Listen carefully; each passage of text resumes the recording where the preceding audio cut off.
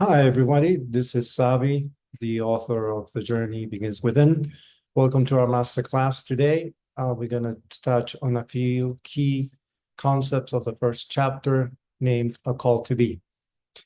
These teachings emphasize the importance of self-acceptance, understanding of our inner observer, recognizing our interconnectedness, and embracing the journey of self-discovery to connect with our higher self and the inner light. Now, as some of you may know or may not be aware of, I've been in this spiritual journey now for over 52 years. The first encounter with spirit was when I was a very young age, at 6. And ever since, I've been sort of accumulating experiences that have guided me to become the being that I was always meant to be. So one of the key things that I like to share with you is the perfection in the act of being. Now, what is that? Many of us go through life always saying, if I was this, I would do that. If I had that, I would become this, so on and so forth. And we don't recognize the fact that we are already perfect and complete as we are. We have accepted this journey called life, and we have a divine blueprint that we, along with the Creator, decided of what it is that we're going to come and experiment and live in this lifetime. And we can deviate or come as very close as we can to that blueprint. And based on somewhat of a free will that we have, is the type of experience that we will have. Now, some of us, like in my case, I had no choice but to finally surrender and accept and realize that every single one of the imperfections in my body was there to guide me to become a greater expression of myself. And once I accepted that, and basically I nourished myself from the standpoint that, hey, it's okay to be me, it was almost like a key that unlocked a new aspect of my life and my realization. So one of the most important things that I can convey to you is like, I don't care how bad you feel about yourself. I don't care how much despair there is in your life. Believe me when I tell you that within you, there's the light of our Creator. And within that, you can have the ability to manifest anything that you really want as long as you believe yourself to be worthy. And how do you start believing yourself to be worthy? Is by accepting the perfection in your being and just simply accept who you are today for what you are and not who you wish you were. And from that standpoint is the foundation for everything else that comes forth in your act of creation. Now, let's talk a little bit about what's the nature of home. Home can be a place, it can be a feeling, but also it reflects our own inner state of being and what it is that we are perceiving, right? Uh, I had the chance and the opportunity to travel around the world at a very young age and had to move several times. And coming from a very traditional Latin American family, home had a very strong connotation for me because we were a very united family.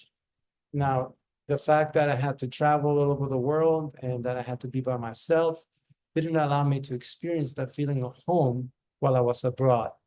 And through the journey, through all the manifestations, I began to realize that home was more of a feeling than an actual place. And those friends that I have chosen along the way, although they would never replace my actual blood family, because, my brother's my brother, I could call them brothers as such or sisters as such, as long as they express the same feelings, right, that I had for my other family. So mostly a state of home is a state of inner being. It's a state and a perception of a place that we call home. You can make your home even underneath a bridge. There are a lot of people that have scarcity these days in their lives, and sometimes they're going through foreclosure. They're going through a lot of having to relinquish their material possessions, especially during a crisis. And I just want to give you some hope that as much as you may be in despair right now, feeling that, hey, I'm losing my house, I can no longer afford the rent, home is a place in your heart. And it's a place that you create for those around you that you call your family, whomever they may be.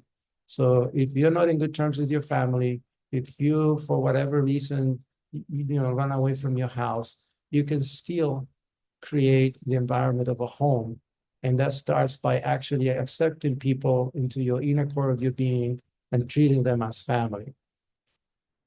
The next stage in this sort of initial masterclass that I want you to pay attention to is, who is the real observer? Who is the observer that is within you, right?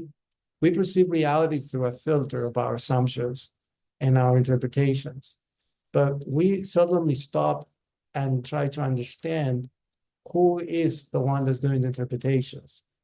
One of the biggest breakthroughs, or initial breakthroughs that I had, was when I started meditating. And meditation to me is the act of not doing and the act of being present. In other words, I became an observer of who was running the show. I became an observer of what was going on inside of my head. So I would close my eyes and I would just observe the thoughts. And immediately I would realize that, hey, I am not my thoughts. If I can observe my thoughts, I have to be the observer observing my thoughts. And that's when sort of I took it to the next level. The same goes for, I can observe my feelings. I can observe these feelings taking over my emotions and actually getting me angry or making me happy. I am not basically the emotions, and I am not the feelings. So somebody has to be the observer. So the most important thing that I want you to start thinking about is, who is the observer within you? And start asking these questions and start going deeper into your consciousness, trying to expand it and basically come up with answers, because all the answers will be within you. They will be revealed to you. They're not, exclusive to myself and my journey. And that's the whole point behind me coming to the world and sharing this with you. Another important aspect that I'd like to talk to you about today is the act of self-acceptance. We have to embrace and accept oneself, all our imperfections, because everything that we came to this world with, all these imperfections, they are in a way perfect for us. In other words, they are by divine design. So if the creator of the universe, in coalition with us, decided to create us in this way, who are we to actually not love ourselves and not accept ourselves? And that was one of the biggest lessons I had to go through in this life, and actually stop for a minute and say, you know what? As imperfect as I am perfect and complete. Because whatever it is that I came to this world with is a tool for me to actually embrace it and go through my divine blueprint. So that's a very important point, self-acceptance. Unity and connection is also something that we need to focus on. We all share common aspirations. We all share the same illusions, and we're all searching for something missing within us. And it is very important to realize that that something is our consciousness and is the divine that is within us. And as much as I would like to take it to the end of the journey, baby steps at first, but the truth is that we all interconnected. We all stem from the same creator, and a piece of this glorious being that we somehow call God, although it doesn't have a name, is within each one of us. And by reflection of that, we are all one. And by reflection of that, we all share in that consciousness. So the moment that we can shift in our awareness from being, I'm an individual, to I'm part of a collective, and everybody in front of me is a piece of me in that body, in that avatar, we can start to transcend the limitations of this reality and begin to tap into unknown forces that cooperate in our journey. Touching on that, I guess, the next point is about the inner light, right? One of the things that I did discover is that within us, once we peel all the layers of the onion of our identities, right? And we'll go into deeper meaning on that later on the master classes. What I found was that in that emptiness, in that total void, that's when a spark of divinity light up in my being, and I was able to commune with it. And it was such a bright light that I could actually see with my eyes closed, that it quenched all the darkness, and it stripped me away from that void that I had within myself. that I was always trying to fill up, with exterior things to make me feel worthy.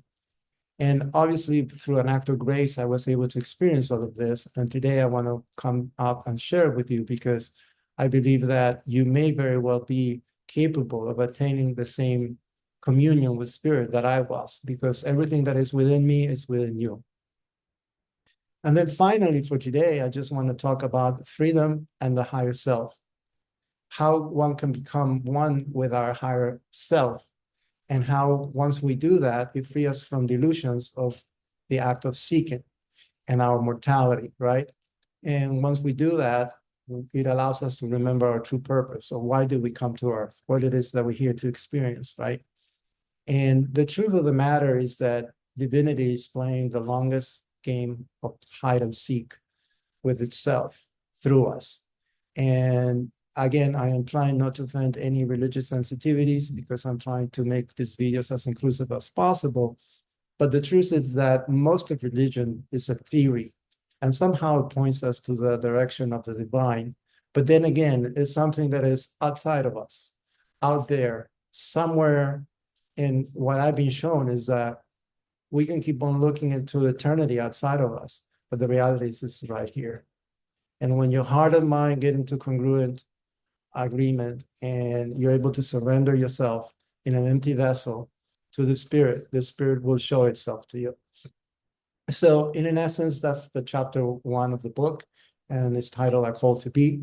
And those are the key 7 lessons that I want to recap for you.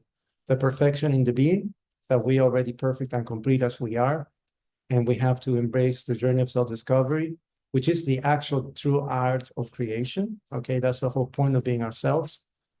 The nature of what is home, that home is a place and a feeling, and it literally reflects our inner state and perceptions. For you to start pondering, who is the true observer? Who is the one who perceives our reality through the filter of assumptions, interpretations, and feelings? And then finally, in this journey, the self-acceptance, embracing our acceptance of oneself with all our imperfections that reveals the inherent perfection within us.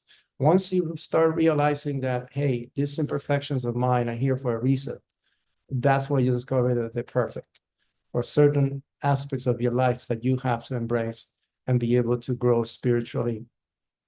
The next thing that we talked about was the unity and connection. We all share common aspirations, common illusions, and we're all searching for something missing within us, right? And once you're able to expand your consciousness through natural means or with the help of other tools, then basically you begin to realize that, hey, everybody's me, and I am everybody, and I'm just having this illusion called me. And the truth of the nature is that within that me is where the divine sits. We all have this inner light, which the inner light equates for me for the divine or the spark of creation. And that light will self-ignite within you once you clean the house, what I said, once you do the work. And that's part of what we're going to be talking through this masterclass. And then once you're able to do that, you achieve freedom through your higher self. Once you become awakened, like many of us have, you're able to embrace your full self, your full state of being.